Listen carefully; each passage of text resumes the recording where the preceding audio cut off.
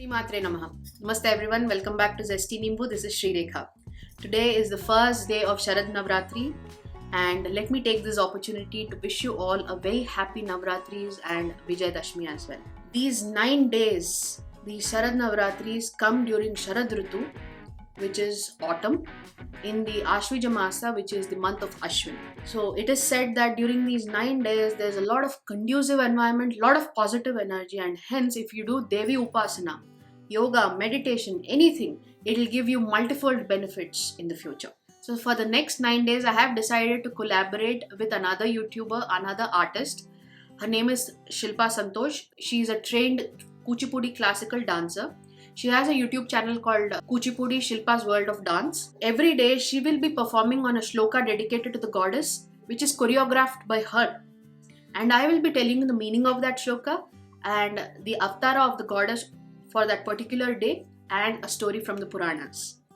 These are Dashera holidays for the kids. I would request you all to sit along with your kids and watch the performance for the shloka and also listen to the Puranic stories. The goddess for the day is Shailaputri, or Swarna Kavachalankrita Durga, or Bala Tripura Sundari. Let us see the beautiful shloka as performed by Shilpa, after which I'll tell you the meaning.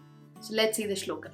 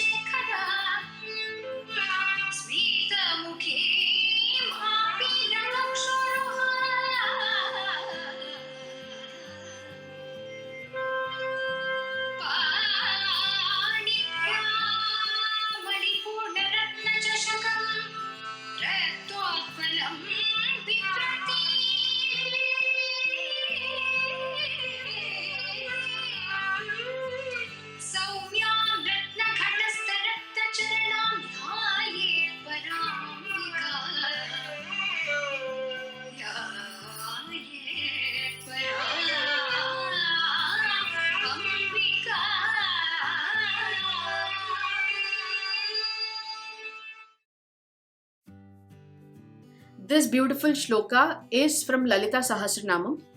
Lalita Sahasranamam is from Brahmanda Purana, and Lalita Sahasranamam is told by Lord Hayagriva to Agastya Muni.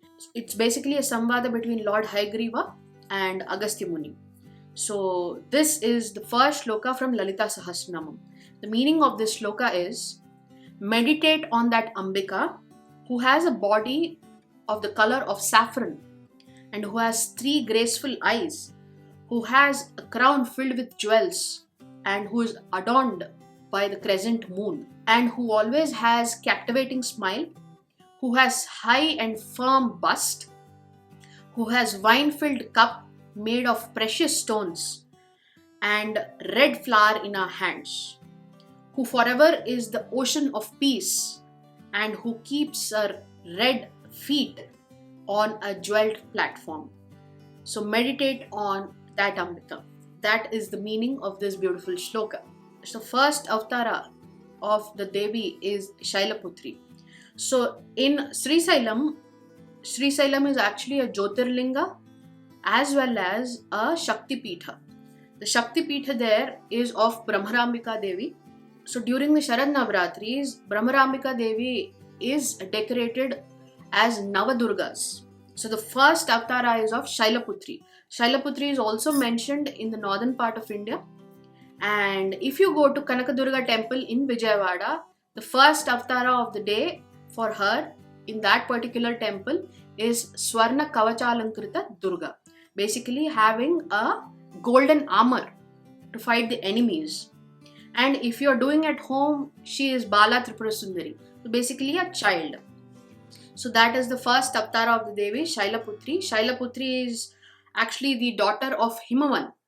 When Sati Devi gives herself up in the fire, Shiva becomes a Vairagi. So Adi Parashakti gives one amsha of herself as the daughter of Himavan. So she is Shailaputri. So that is the avatar of the day for the Devi. So you can offer her anything. She is Payasanna Priya. That means you can offer her rice kheer and meditate on her.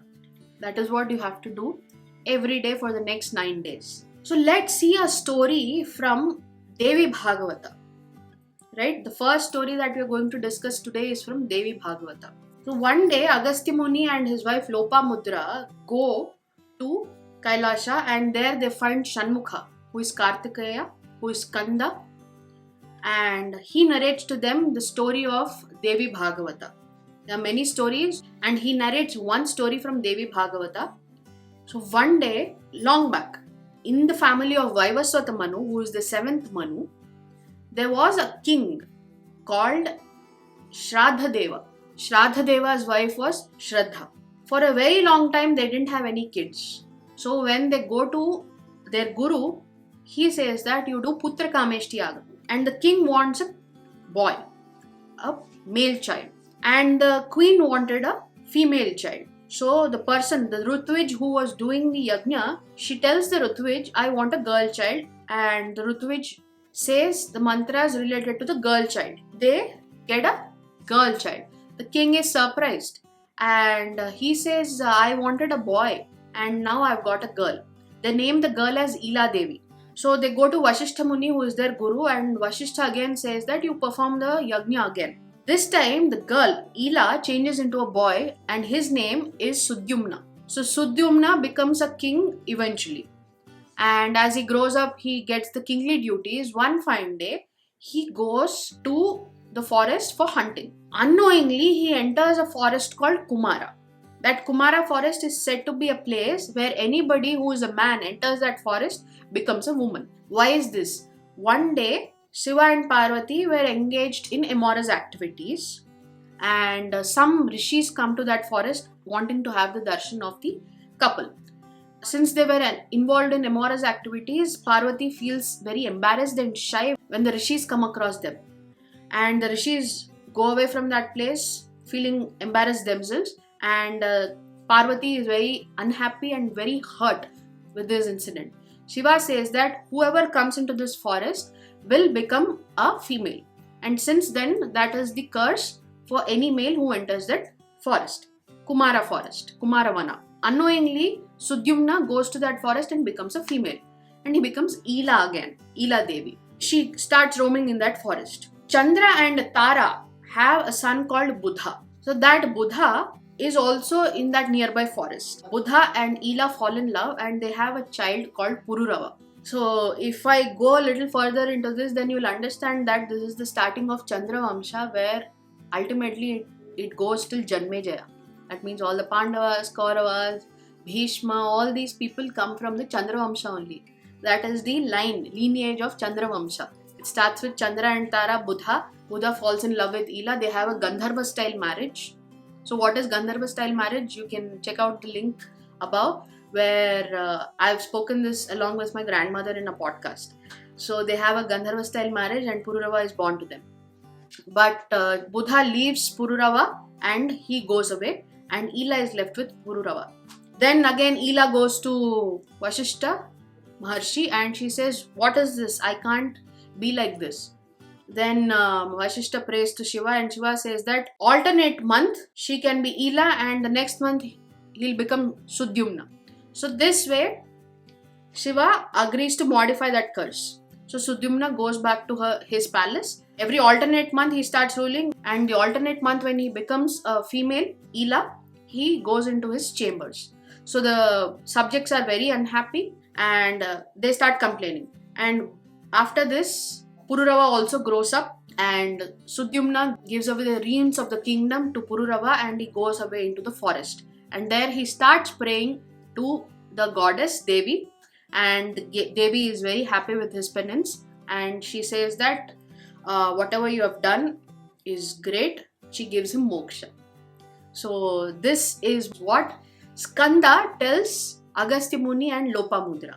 So this is a story from the 12th chapter of 1st Skanda of Devi Bhagavatam. So I hope you have liked this story from the Devi Bhagavata Purana. Tomorrow again we will see another video where we'll be seeing another shloka performance by Shilpa Akka, and then I'll be telling you about the second day's Devi, who is Brahmacharini. So I'll see you tomorrow, and do follow me on all the social media handles. If you like this video, do give a like and subscribe to the channel. And I'll see you tomorrow. Until then, namaste. Sri Matre Namah.